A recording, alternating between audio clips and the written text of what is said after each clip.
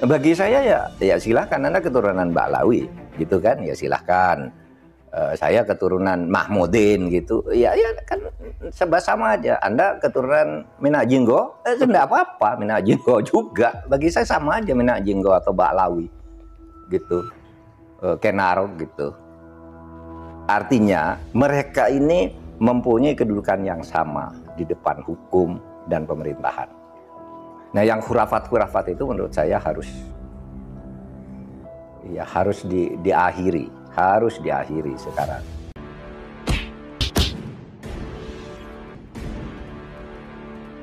Assalamualaikum, Prof. Waalaikumsalam, Kiai. Sehat, Gih? Alhamdulillah, Alhamdulillah, Gih. Kita ingin bincang-bincang Prof tentang yang sedang ramai hari ini, karena kebetulan kemarin begitu muncul ada surat cinta dari seorang Profesor Dr. Mahfud MD. Ini jagat Indonesia wawerek Fatazat Indonesia. Jadi mungkin kita akan bincang-bincang tidak terlalu banyak lah karena beliau juga harus istirahat. Tapi intinya kan begini aja.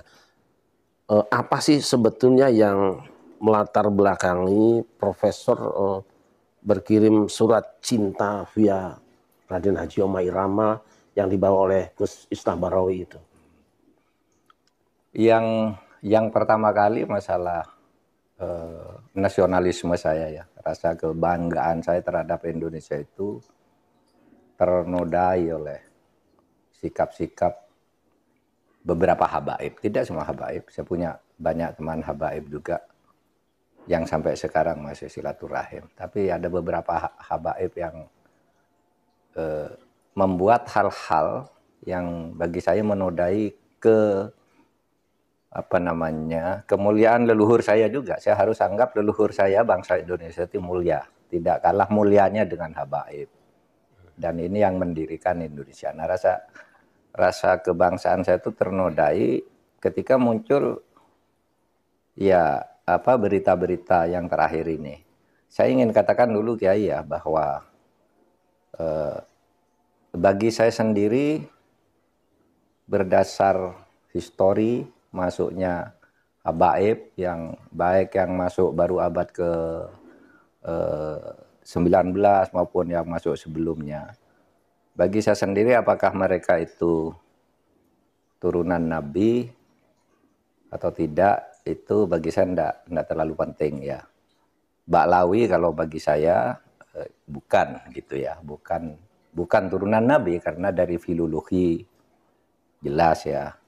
Kemudian dari historik jelas, kemudian juga DNA yang terakhir itu yang sudah ini. Jadi saya tidak percaya. Tetapi bagi mereka yang percaya bahwa mereka itu turunan Nabi, ya silakan aja. Saya tidak keberatan. Saya tidak percaya, tapi bagi mereka yang percaya silahkan. Kan sama aja orang ngaku turunan Minak Jinggo, turunan Ken Arok gitu, saya enggak keberatan gitu. Memang kenapa kalau turunan? Bagi saya enggak ada urusan. Tetapi yang saya kemudian tersinggung dari itu ketika peran ulama-ulama Indonesia dan para pejuang Indonesia itu diremehkan. Misalnya cerita bahwa proklamasi kemerdekaan Mei 17 Agustus itu karena bisikan Habib tertentu kepada Bung Karno, itu kan tidak pernah ada dalam cerita itu.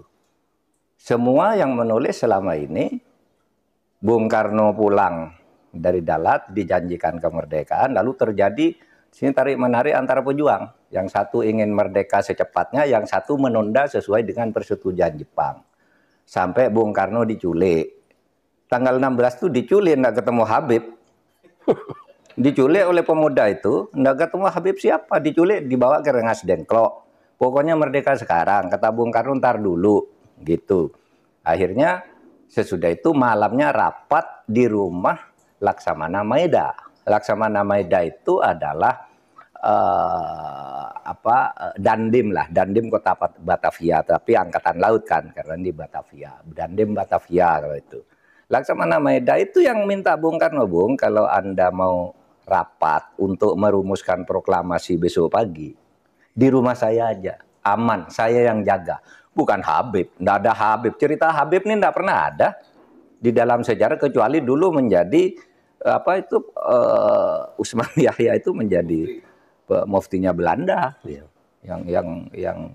yang mengharamkan kita melawan Belanda. Justru itu Habib yang jelas itu tertulis dalam sejarah. Kalau Habib berbisik ke Bung Karno kapan? Dan tidak pernah ada cerita itu, gitu.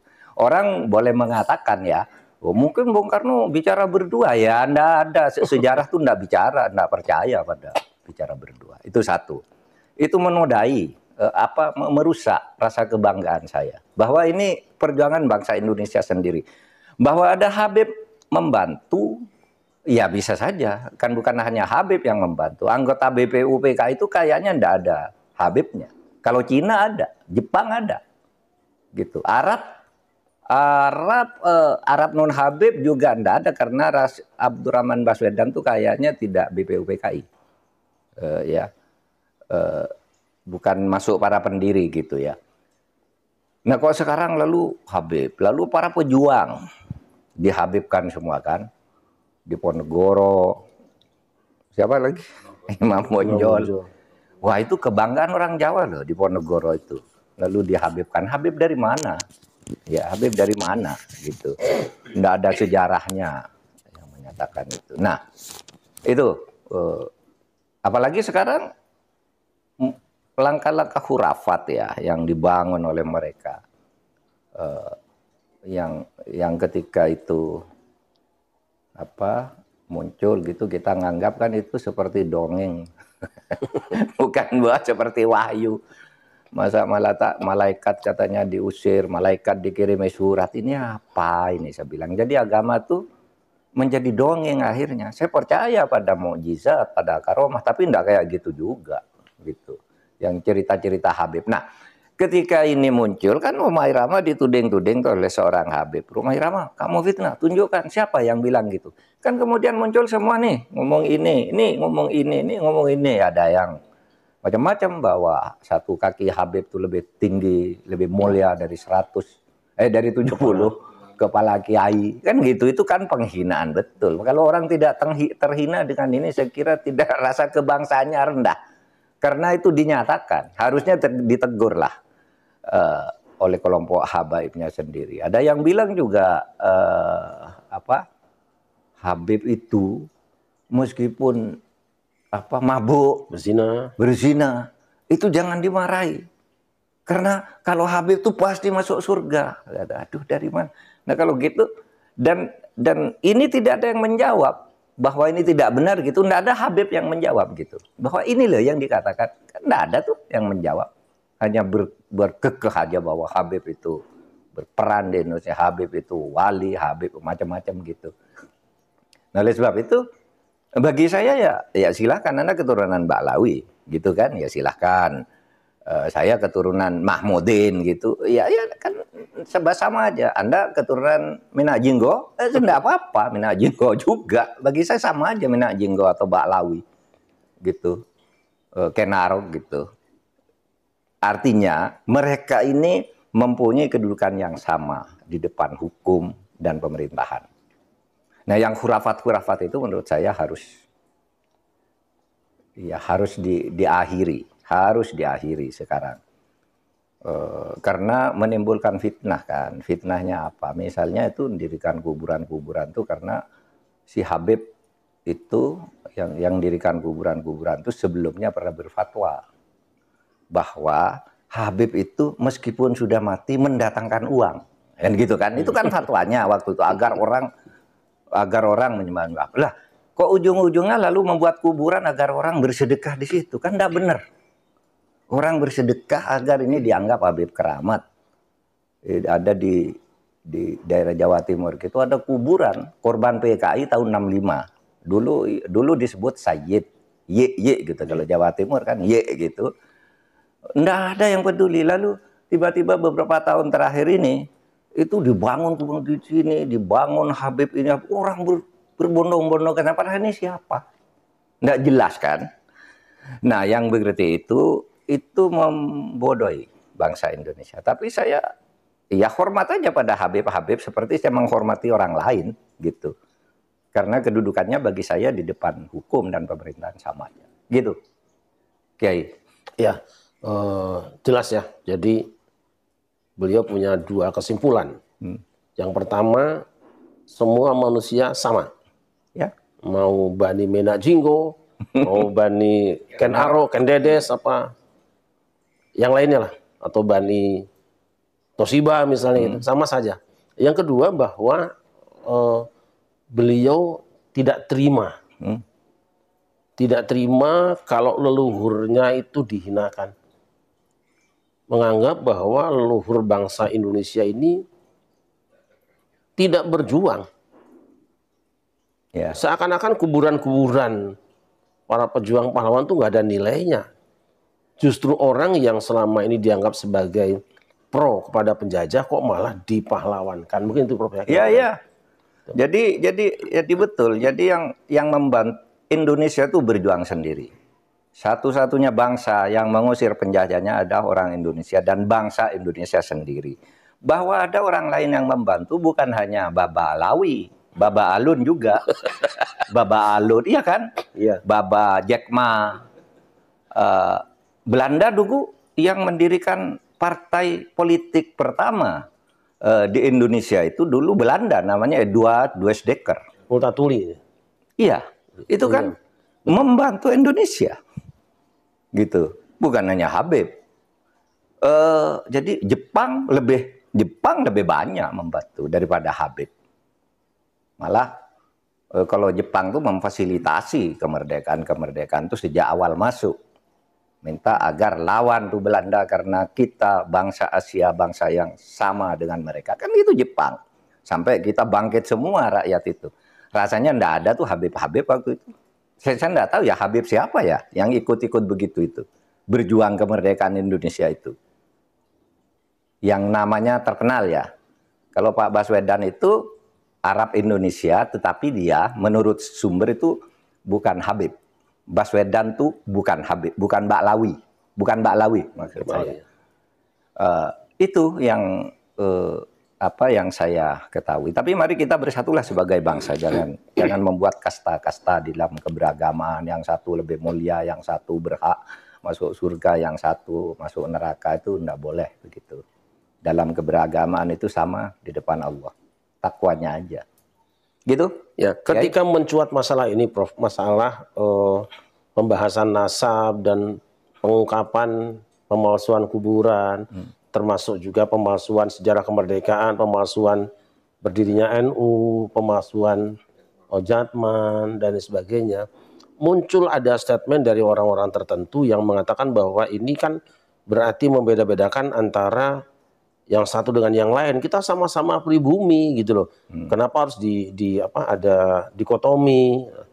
Tapi kalau kita lihat memang siapa sih yang memulai memisahkan diri dari istilah keindonesiaan dengan menyebutkan daerah-daerah asalnya kan? Nah, tanggapan Profesor gimana?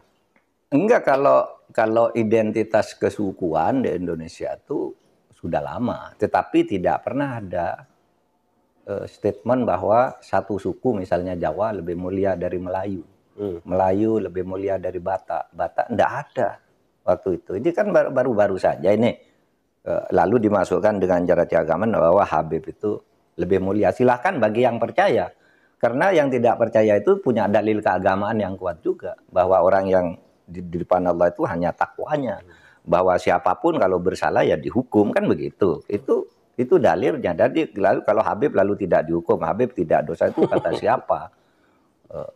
Saya ini enggak tahu ya sejak kapan munculnya Habib ini sebagai kelas sosial yang tinggi gitu ya. Dulu waktu saya kecil Habib tuh ya biasa aja, jual minyak nyong-nyong, jual buku Ratib Hadad gitu, buku-buku dijajakan ke rumah lalu kita kasih makan, itu Habib dulu. Saya tidak tahu kapan kemudian Habib dianggap orang ini. Saya kira kalau peristiwa politiknya saya menandai itu sejak zaman reformasi. Sebelum reformasi itu Habib ya sama aja dengan orang lain gitu. Kok tiba-tiba sesudah reformasi muncul satu kelas tertentu. Yang kemudian melunjak-lunjak terus. Aduh, saya bilang bangsa Indonesia ini ya mulia juga, dan itu sebabnya saya mau bicara di sudut sejarah perjuangan bangsa, dari sudut politik dan dari sudut konstitusi aja. Akidahnya saya ikutlah dengan Ahlus Sunnah wal Jamaah gitu, yang juga bermacam-macam. Saya tidak akan berdebat soal itunya karena sudah saya punya akidah juga yang sudah saya yakini sebagai orang Ahlus Sunnah wal Jamaah. Gitu aja. Nah terus kaitannya dengan semakin berkepanjangannya konflik masalah nasab itu ya Prof.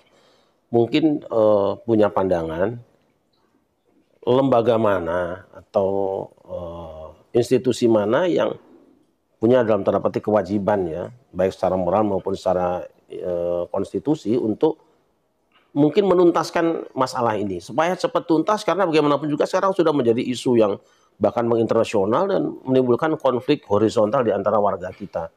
Apa yang harus dilakukan dan oleh siapa gitu? Kalau itu sebenarnya yang paling berperan ya tokoh-tokoh masyarakat sendiri. Tetapi sebenarnya kalau di dalam konvensi PBB itu memang konvensi tentang hak asasi manusia itu tidak boleh lah ada diskriminasi, ada tindakan-tindakan yang membedakan kelompok masyarakat. Pria, wanita, warna kulit, agama, Habib bukan habaib itu harus dianggap sama. Itu konstitusi internasional, konvensi PBB yang kemudian diakui juga di dalam tata hukum kita. Nah, oleh sebab itu kalau sifatnya hubungan sosial, supaya tokoh-tokoh masyarakat ya seperti Kiai Syarif sudah lakukan, semua harus berteriak dalam hubungan sosial. Tapi kalau sudah mengarah ke kriminal, melakukan diskriminasi dan orang yang didiskriminasi tidak terima, itu bisa mengadukan ke pengadilan. Bisa. Itu pelanggaran, itu tindakan melanggar hukum. Menganggap satu ras, satu suku lebih rendah dari kelompok lain. Nah, tapi jangan sampai ke situ lah ya, jangan sampai ke situ. Tapi hukum ya bisa saja, apalagi kemudian ada komersialisasi gitu ya, pengumpulan uang dari kuburan-kuburan yang tidak pernah dipertanggungjawabkan sampai berpeti-peti konon ya, meskipun itu, tapi mungkin juga loh uang banyak itu, karena kalau orang Indonesia datang ke kuburan-kuburan yang dianggap keramat itu kan ada, kadangkala ada yang mungut, kadangkala juga ada amplop di situ dimasukkan kotak gitu. Ya saya sering juga ke kuburan Wali Songo, ke kuburan kalau ada kotak gitu kan masukkan gitu. Tidak selalu bernilai recehan, itu bisa uang besar juga. Kalau orang kota-kota datang ke situ punya keyakinan menghormati leluhurnya gitu, atau dianggap karena tidak tahu menganggap bahwa ini waliullah, dikasihkan uang ke situ. Yang bertanggung jawabkan itu siapa? Gitu kan? Nah itu bisa juga pemungutan uang tanpa izin, dan itu tidak boleh. Itu bisa masuk kategori pungli ya, Prof? Ya bisa aja, tinggal anunya aja. Bukan pungutan lillahi ta'ala ya.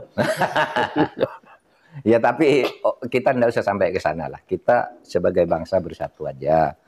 Jangan berpikir bisa mendiskriminasi oleh orang lain, gitu aja. Nah, untuk polemik nasab sendiri misalnya. Kan tadi Profesor sudah menyimpulkan bahwa Ba'alwi atau Habaib itu beliau yakin bukan dzurriyyah Rasulullah. Tetapi faktanya di tengah masyarakat masih ada kelompok-kelompok yang juga terbagi dua suara ini. Untuk menyelesaikan, untuk mengambil kesimpulan atau konklusi bahwa ini dzurriyyah atau bukan, itu mungkin siapa yang harus, apa yang harus dilakukan, Prof? Gini, saya tadi katakan tokoh-tokoh masyarakat sendiri. Yang kedua tentu ilmu pengetahuan. Kan? Ilmu pengetahuan sekarang itu sudah sangat canggih.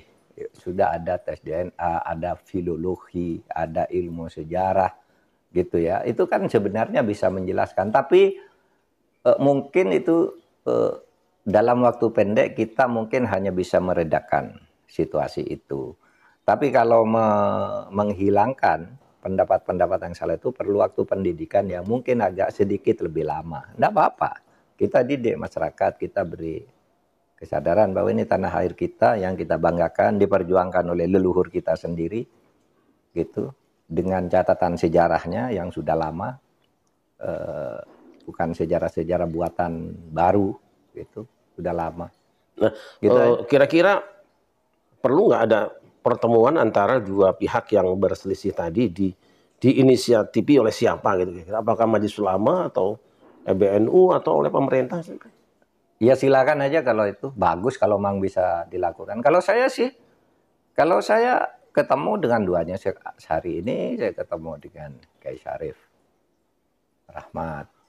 Kemarin saya ketemu dengan para habaib yang paham dengan apa yang saya katakan, bahwa saya tidak percaya soal itu, tetapi kalau Anda percaya saya hormati, gitu aja. Dan ketemu makan dan mau berdiskusi, sudah dijadwalkan akan diskusi, oke diskusi saya bilang. Nah itu tadi ketemu makan, kami juga sudah ngalami barusan tuh, itu datang langsung, ya kebiasaan pada suku kan pidato, ngopi, dahar, nah itu foto-foto. Terkait dengan pemalsuan sejarah tadi, Prof. Ini kan berhubungan dengan marwah kebangsaan kita. Iya itu yang saya rasakan, saya merasa terpukul tuh marwah kebangsaan saya itu. Marwah bahwa nenek saya dilecehkan.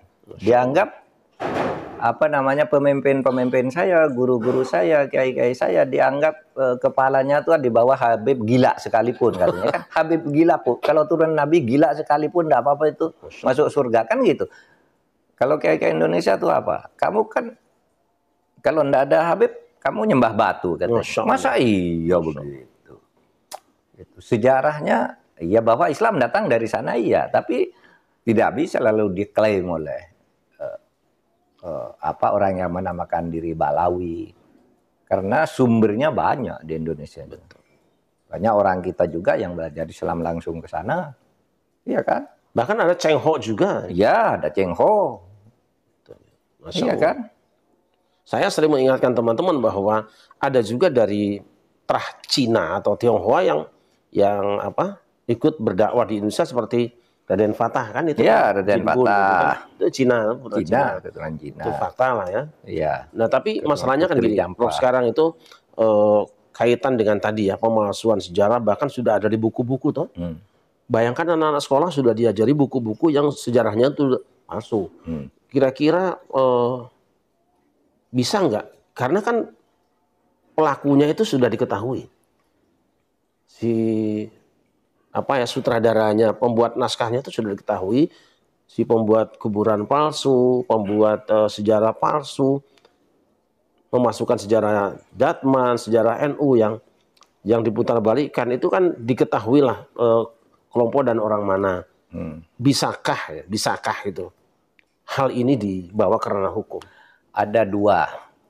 Kalau sejarah itu betul-betul ditulis sejarah berdasar fakta dan analisis ilmu sejarah, itu tidak bisa ditentukan mana yang benar dan salah. Biar terus ilmu berkembang, saling berdebat, saling membuktikan sejarah. Kalau itu sejarah. Tapi kalau itu buatan, sengaja memalsu, itu melanggar Undang-Undang Nomor 1 Tahun 1946. Apa itu? Membuat kebohongan berdasar ras, suku, dan macam-macam gitu. Itu kan ada. Undang-Undang Nomor 1 46 lah itu. Ancamannya berat lah itu. Kalau berarti pidana ya? Iya, pidana. Undang-Undang Nomor 1 46 itu tindak pidana. Tindak pidana peraturan tindak pidana Indonesia gitu anunya. Dan sekarang masih berlaku. Dan banyak yang jadi korban gitu. Bisa orang buat sejarah sengaja memalsukan. Kalau sengaja memalsukan. Tapi kalau ada dasarnya, metodologinya, hanya bisa dilawan dengan metodologi yang sama. Kan gitu. Ya, itu. Makanya kemarin waktu saya Menko Polhukam itu kan ada yang minta agar pemerintah menulis ulang sejarah Indonesia. Persis, saya setuju betul. Saya bilang, tulis ulang sejarah Indonesia, yang nulis siapa? Nanti ganti pemerintah disalahkan. Versi lagi. Disalahkan lagi kan. Orde Baru sudah nulis sejarah, katanya salah. Diperbaiki, bilang lagi itu salah. Lah sudah, kembalikan ke ilmu saja, nanti kan masyarakat akan dewasa makin lama itu. Nah itu kan dalam kasus-kasus yang mungkin mukhtalaf fih ya. Iya. Kalau yang mujma' alaih misalnya atau muttafaqun alaih ya, seperti proses kemerdekaan. Kemudian ada cerita baru. Ini kan jelas bukan mukhtalaf fih, bukan sesuatu yang diperselisihkan. Atau katakanlah bahwa ini sudah pasti NU berdirinya seperti ini, Datman berdirinya seperti ini, saksinya, lalu ada orang yang membuat cerita tersendiri yang sama sekali tidak punya landasan historis. Nah itu kan berarti pelanggaran ya. Apakah ada jalan untuk itu pelanggaran keilmuan kan, ilmu sejarah namanya. Bisa dibawa ke ranah hukum ya. Ini kan negara ya. Kalau mereka mengatakan sejarah lalu tidak ada tindak pidananya. Tetapi kalau sengaja memalsukan sejarah itu namanya berita bohong. Tidak boleh. Ada pasalnya ya? Ada pasalnya, banyak kalau itu pasalnya. Bisa macam-macam. Gitu. Tapi mungkin kita tidak perlu ke sana lah. Mari kita hormatilah habaib ini seperti kita menghormati nenek-nenek kita juga. Bagi saya sama aja, orang Jawa atau orang Balawi atau Baba Alun, Baba Jekma, Baba siapa gitu, sama aja lah. Enggak ada urusan dengan itu. Itu perintah Tuhan kan begitu. Sabda Nabi juga begitu. Al-Quran juga katakan sama aja. Setiap orang dalilnya lebih banyak justru yang bicara dengan yang aneh-aneh itu. Itu selesai ya. Baik, pemirsa sekalian, sampai subuh insya Allah kita kuat bicara dengan beliau. Karena yang keluar selalu baru dan enak juga disampaikan dengan irama merdu gitu loh ya. Jadi memang karena kalau ahlinya masakan apapun jadi enak. Daging kalau serahkan bukan ahli masak tidak akan enak. Tapi kalau hukum yang bicara ahlinya kita kuat berapa jam pun. Tapi insya Allah yang beliau sampaikan malam ini itu sudah galihnya, kalau Jawa galihnya ya sudah intannya yang mahal. Jadi saya akan minta beliau untuk memberikan closing statement sebagai penutup perbincangan kita malam hari ini. Monggo. Saya menyatakan bahwa bangsa Indonesia ini atas hasil perjuangan pribumi rakyat Indonesia, bahwa ada orang luar membantu itu iya.